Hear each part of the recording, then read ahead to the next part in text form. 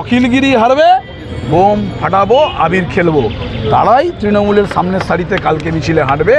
এটাতেই প্রতিবাদ, এটাতেই অবজেকশন যে তৃণমূল কংগ্রেসের যারা আজকে দেখুন, তিনি মন্ত্রীমশাই বলছিলেন, আমার কাছে প্রমাণ আছে, আমার কাছে আমি আপনাদের প্রমাণ দিতে পারি যে একটা দল তৃণমূল কংগ্রেস, তার একটা সিস্টেম আছে, সেই সিস্টেমে আপনি সবাইকে আজকে আপনি পদ দিয়েছেন। পদ কে দিয়েছে? মমতা বন্দ্যোপাধ্যায়। এই দলের সর্বশেষ কথা কে বলবেন? মমতা বন্দ্যোপাধ্যায়। এটা দেখুন, এটা হচ্ছে election form 18, appointment of counting agent. কার? অতসী পণ্ডা। কে? বিদেশ বসু মাইতি, নির্দল প্রার্থী, উনি বিক্ষুব্ধ বিজেপি প্রার্থী হয়েছিলেন। সেখানে কাকে দেওয়া হয়েছে? বিশ্বরঞ্জন মিশ্র, তৃণমূল কংগ্রেসের জেলার তিনি জেনারেল সেক্রেটারি, তিনি নাকি বিদেশ বসুর কাউন্টিং এজেন্ট। কে দিয়েছিলেন? এটা আমাদের দল থেকে দিয়েছে। তাহলে দলের মধ্যে কি গদ্দারি করা হয়েছে? যারা তৃণমূলের কাউন্টিং এজেন্ট বসেছিলেন, তারা 21-এর নির্বাচনের বিজেপি, 23-এর নির্বাচনের তারা গদ্দার। পঞ্চায়েত নির্বাচনে যে পঞ্চায়েত হেরেছে, আমাদের হারিয়ে দেওয়া হয়েছে, সেই পঞ্চায়েতে যারা নির্দল বিজেপি করেছিল তারা তৃণমূলের কাউন্টিং এজেন্ট। আর কে? তৃণমূলের জেলার সাধারণ সম্পাদক, বিক্ষুব্ধ বিজেপির, তাকে বসানো হয়েছিল। কে?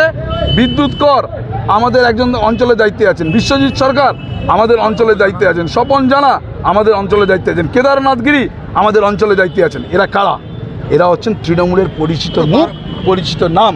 তাহলে এদেরকে যদি আপনি অন্য কারুর কাউন্টিং এজেন্টে বসান, আর যারা বিজেপি করেছিল তাদেরকে যদি তৃণমূলের কাউন্টিং এজেন্ট বসান, তাহলে ফলাফল এদিক ওদিক হয়নি, এটা কে বুঝলো? আচ্ছা বলুন তো, 8 রাউন্ড গণনার শেষে সৌমেন্দু অধিকারী 2000 ভোটে এগিয়ে, টোটাল রাউন্ড গণনা হয়েছে কত? 16 রাউন্ড। আপনি 8 রাউন্ডের ট্রেন্ড বুঝলেন মাত্র 2000, আর আউট রাউন্ডে 45,000। গভীর চক্রান্ত করে আমাদের সিটকে আনানো হয়েছে। মন্ত্রী যে অভিযোগ করলেন যে নেতাদের পকেট থেকে টাকা দেওয়া হয়েছে, তারা টাকা নিয়েছে, টাকা। হ্যাঁ, সেগুলো আমরা আস্তে আস্তে করে তৈরি করছি। এটা 21-এর নির্বাচনে হয়েছে, 21-এর নির্বাচনে হয়েছে, 2006-এর নির্বাচনেও রামনগরে হয়েছিল, আমরা জানি তো, প্রত্যক্ষ করেছি। নির্বাচনের ফলাফলের পর বারবার রামনগরকে কেনই বা টার্গেট করা হচ্ছে? হ্যাঁ, নিশ্চিতভাবে। আমি তো তাই বলছি যে আজকে 6টা বিধানসভায় আমরা পরাজিত হয়েছি। আমরা বিধানসভার নিরিখে 30,000-এ পিছিয়েছিলাম এই লোকসভা, সেখানে 47,000 গিয়ে দাঁড়িয়েছে। একদিনও জেলার মিটিং হয়নি। কেন হয়নি? কেন হয়নি? সৎ সাহস থাকে জেলার মিটিং ডাকুন, আমরা জানতে চাই। কেন আমাদের প্রার্থী অবজারভার ছিলেন কাউন্টিংয়ের, তিনি 3:30টার সময় কেন কাউন্টিং হলে ঢুকেছেন? সকাল থেকে কোথায় ছিলেন? 7:30 থেকে। জানতে চাই, তৃণমূলের একজন কর্মী হিসাবে জানতে চাই। আমার প্রশ্ন, আমি বলছি কার সঙ্গে কথা ছিল? একজন প্রার্থীর একমাত্র অধিকার আছে এক টেবিল থেকে এক টেবিল যাওয়ার, আর কারুর নেই। ইলেকশন এজেন্ট আর প্রার্থী কেন 3:30টার সময়? কোন প্রার্থী বলতে পারবেন 42টা কেন্দ্রের অভিষেক বন্দ্যোপাধ্যায় বাদ দিয়ে কোন প্রার্থী কাউন্টিং হলে ছিলেন না? সুদীপ বন্দ্যোপাধ্যায়ের মতো সিনিয়র লিডার। আর এটা তো আমাদের আবেগ, সারা রাত ঘুমোতে পারি না। যারা গ্রাম সভায় দাঁড়ান তারা সারা রাত ঘুমোতে পারেন না, পরের দিন কাউন্টিং হলে কখন ঢুকবেন? প্রার্থী ঢুকছেন 3:30টায়। প্রার্থী নিজে অভিযোগ করেছেন দলেরই লোক তাকে চক্রান্ত করে হারিয়েছে। দলের লোকে বলুন না কে চক্রান্ত করেছে।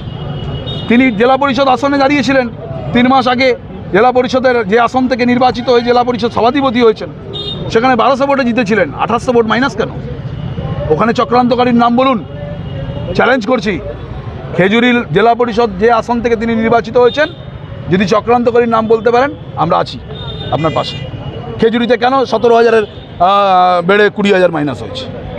বড় বড় নেতা যারা পদ নিয়ে বসে আছে, আমার কলমের গুতায় তাদের পদ চলে যাবে, নাম না করে আপনার বিরুদ্ধে কটাক্ষ করলেন রাজ্যের মন্ত্রী অখিলগিরি, বলবেন? দেখুন, আমার নাম ধরে বলেননি বা আমার বিরুদ্ধে বললেন এই কথা বা আপনাদের এই তথ্য আমি মানি না। হয়তো কেউ বা কারা জেলাতে অনেক পাওয়ারফুল লিডার আছে। আমার জানা ছিল দলের নেত্রী মমতা বন্দ্যোপাধ্যায়, নেতা অভিষেক বন্দ্যোপাধ্যায়, যারা দলকে পরিচালনা করছেন, রাজ্য থেকে কে জেলা সভাপতি হলে ভালো হবে, কে মহিলা সভানেত্রী হলে ভালো হবে, কে কোন পদে থাকলে দল সংগঠিত হবে, কি দল ভালো চলবে, সেটা রাজ্য নেতারা ঠিক করেন। আমাদের জেলা থেকে যে ঠিক করা হয় এটা আমার ধারণায় ছিল না। কিছু টাওয়ার ব্যবসায়ীকে কাউন্টিং এজেন্ট করানো হয়েছিল টাকার বিনিময়ে, এমনটাও দাবি করছেন। দেখুন, আমি কারোর প্রশ্নের উত্তর দিতে নারাজ। শুধু একটা কথা বলবো, যে আমি প্রার্থী ছিলাম কাঁথি লোকসভা কেন্দ্রে সর্বভারতীয় তৃণমূল কংগ্রেসের। নেত্রী মমতা বন্দ্যোপাধ্যায়ের নির্দেশে আমাদের নেতা অভিষেক বন্দ্যোপাধ্যায় ব্রিগেডের জনগর্জন সভাতেই ঘোষণা করেছিলেন।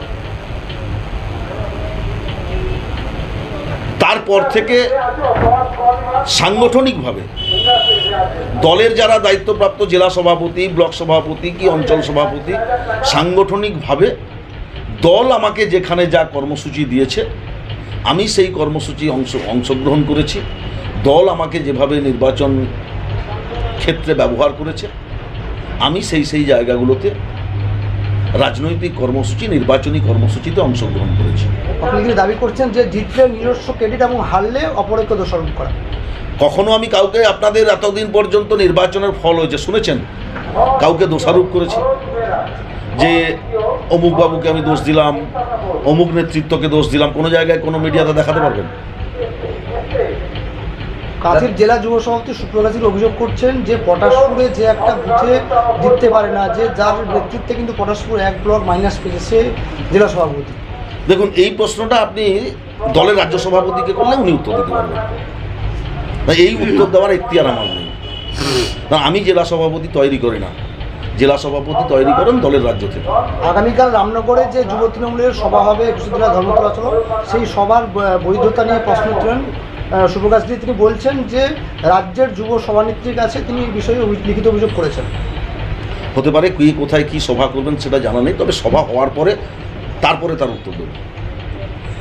দাদা আরেকটা অভিযোগ করছেন যে শুভেন্দু অধিকারীর সাথে আঘাত করেই কাঁথি লোকসভা কেন্দ্রকে হারানো হয়েছে। দেখুন, কে কি অভিযোগ করছেন জানি না। কাঁথি লোকসভা কেন্দ্রের সমস্ত মানুষ বা তৃণমূল কংগ্রেসের কর্মীরা জানেন কারা কি করেছেন। আমি কারোর বিরুদ্ধে অভিযোগ নেই, আমার তৃণমূল কংগ্রেসের কর্মীরাই অভিযোগ করছেন। সুপ্রকাশ জি দাবি করছেন যে যে সমস্ত যারা নির্বাচনী আমি ব্যক্তিগতভাবে কাউকে আক্রমণের পক্ষপাতী নই। আপনি বারে বারে কারোর নাম ধরে বলতে চাইছেন, আমি ব্যক্তিগতভাবে কোনো নেতাকে আক্রমণ করতে চাই না। যে রাজ্যের 42টা যে লোকসভা আসনের প্রার্থী হয়েছিল সব প্রার্থী কিন্তু সকাল 7:30 থেকে কাউন্টিং সেন্টারে দেখা গিয়েছিল, কিন্তু মন্ত্রী বলছেন যে আপনি 3:30টার সময় কাউন্টিং সেন্টারে গিয়েছিলেন। কাউন্টিং হলে যে সমস্ত এজেন্টরা ছিলেন তারা জানেন আমি কটার সময় গেছিলাম আর কখন বেরিয়েছি।